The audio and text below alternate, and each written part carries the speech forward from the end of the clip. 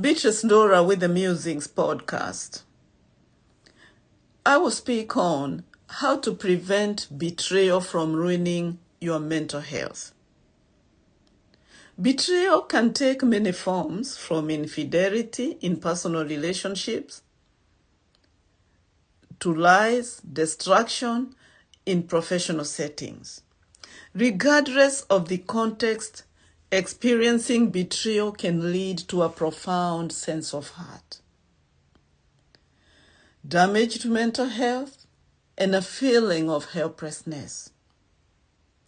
Understanding how to navigate these feelings and mitigate their impact on your well-being is crucial.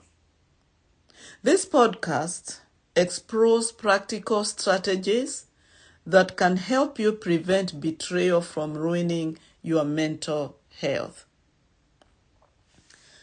Understanding the emotional impact of betrayal is a must. Before we jump into prevention strategies, it's essential to understand how betrayal affects mental health. The emotional fallout from betrayal can manifest as loss of trust. You may find it challenging to trust other people, which can lead to isolation and anxiety. Feelings of worthlessness. Betrayal often causes individuals to question their value and self-worth. And so is anger and resentment.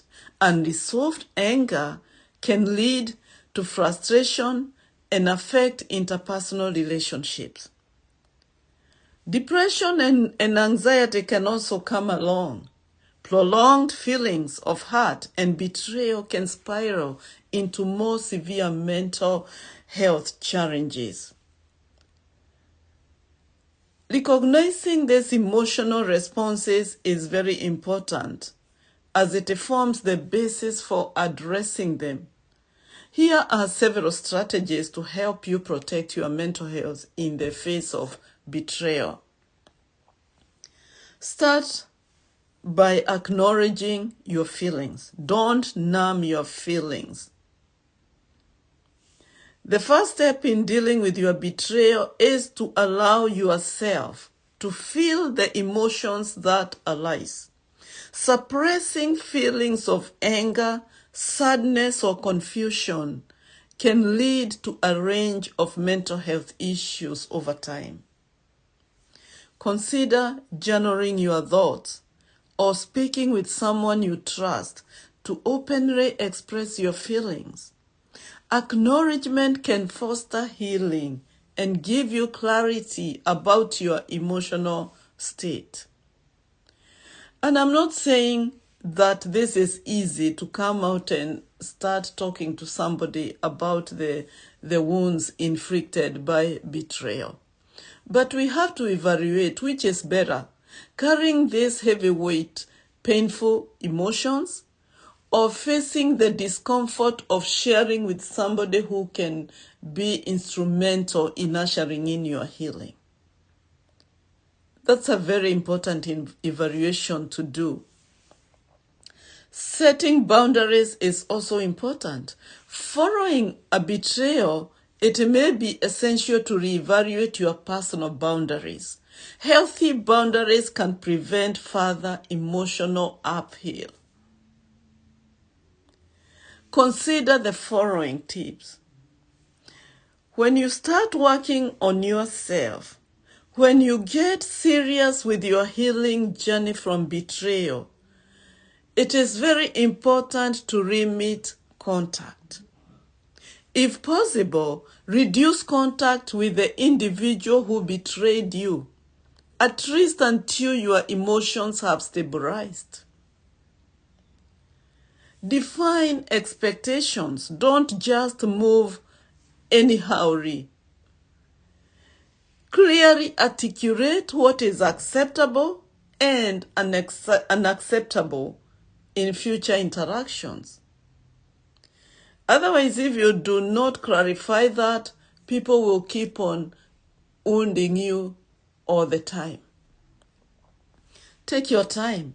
Don't rush into reestablishing relationships without gauging your emotional readiness. You have to be ready.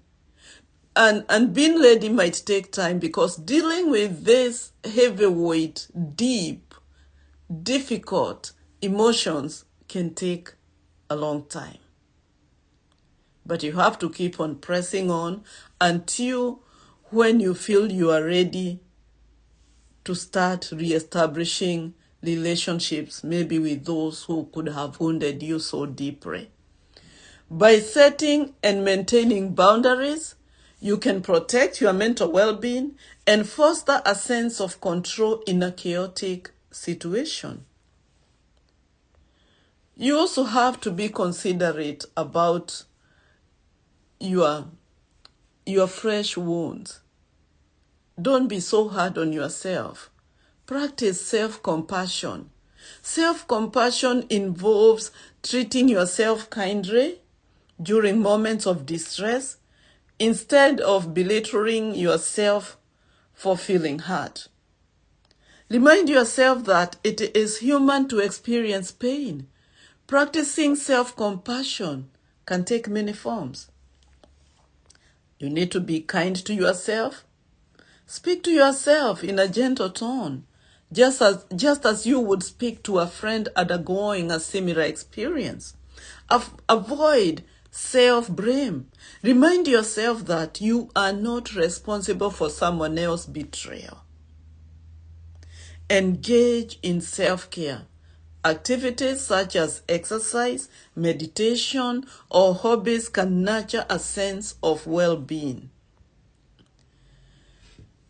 Recognizing your worth can shield you from the negative effects of betrayal. And remember, when you find it difficult to navigate your difficult feelings, it is recommended to seek help from a therapist, from a professional counselor, from a mental health coach, people who are trained to help you, to walk alongside you, to help you process the difficult challenges in your life and without betraying you.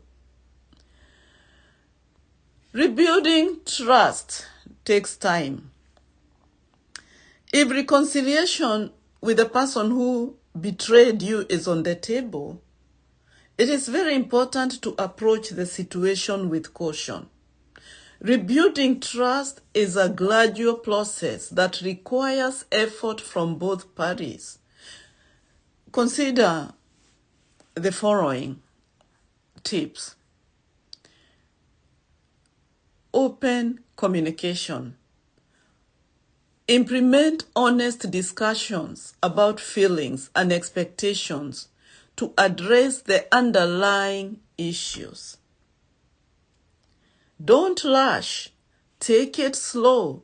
Rebuilding trust takes time. Allow it to develop naturally rather than forcing interactions. Establish accountability. The person who betrayed you must take responsibility for their actions and demonstrate reliability. Demonstrate that they can be trusted again. If trust cannot be rebuilt, recognize that it's okay to prioritize your mental health and walk away. Don't hang on to a situation where there is no trust, because you'll be wounded again. The other important thing that I need to mention is focus on what you can control. Betrayal can evoke a sense of helplessness, but focusing on what you can control will empower you. This may include your response. While you cannot change what happened, you can choose how you respond to it. What about new relationships? Invest time in nurturing healthier connections with individuals who respect and value you. Engage in daily activities that bring you joy, as these can serve as emotional support or keep you away from being destroyed by negative feelings. Recognizing that you have agency in your life can restore a sense of balance and stability. Recognize that you have agency in your life. And then you will be in a position to restore a sense of balance and stability. There are some techniques that we can work on developing that can help us to deal with stress related with all the betrayal. The first one I would recommend is meditation. I love meditation. As for me, I love the biblical meditation where I sit down with the scriptures and I muse on the scriptures and I personalize them and I try to deepen their roots in me. And when I do that, I am able to reduce feelings of anxiety and stress associated with the betrayal or with whatever situation you have gone through. When we choose to focus our minds on the present moment, we are able to create a psychological distance from painful thoughts. And some of these mindful techniques are like breathing exercises. Simple techniques can help calm your mind and reduce physical symptoms of stress. I talked about meditation. Regular meditation cultivates self-awareness and acceptance. And I love this one. Gratitude journaling. Writing down things for which you are grateful, and they can shift your focus from pain to positivity, improving your overall outlook. Try it. I would recommend doing it during the night before you hit the bed. Incorporating these practices into your routine can uplift your mental health during difficult times. The other most important thing I don't want to forget to mention is the importance of building a support network. Surrounding yourself with a supportive network can make a significant difference in processing feelings of betrayal. This network can be friends, family, or support groups, providing a safe space and an emotional refuge to pour your heart without fear. And so how can you start engaging in a support network?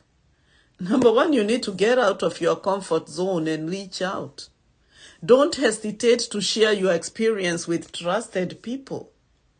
Vulnerability can be healing. There is no healing without vulnerability.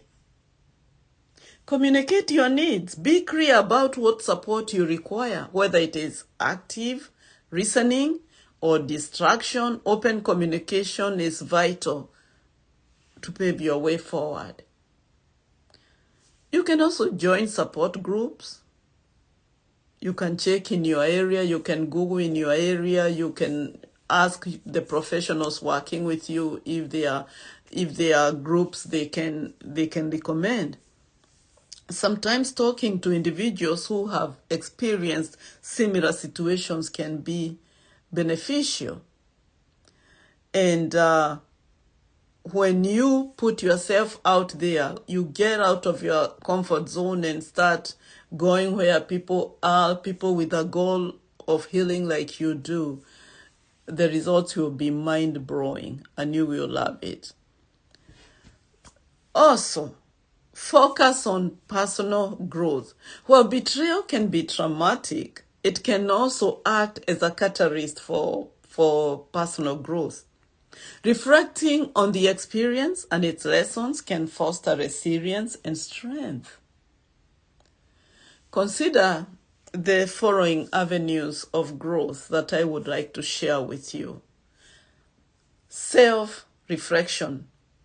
Use this experience to gain insight into your emotional responses and relationships. Set new goals. Redirect your energy toward setting personal, professional, or emotional goals that can help you move forward. Develop resilience. Work on building your emotional muscles through challenges to prepare better for future adversities that might show up. By viewing betrayal as an opportunity for growth, you can reshape your narrative and embrace a more empowering perspective. In conclusion, this is what I would like to say. Betrayal can trigger profound emotional distress, influencing mental health and overall well-being. However, by employing the strategies that I have shared with you, acknowledging feelings, setting boundaries, practicing self-compassion, and seeking professional help, you can prevent betrayal from defining your mental health. Remember that healing is a process that takes time, and that prioritizing your well-being is paramount. Through resilience and support, you can emerge from betrayal with your mental health intact, perhaps even stronger than before. And most importantly, stay connected with God in prayer and in the study of His Word. And always remember, with God, nothing is impossible. No matter how deep, how painful our betrayal is, there is grace and healing in the name of Jesus Christ. And we can do all things through Christ who strengthens us.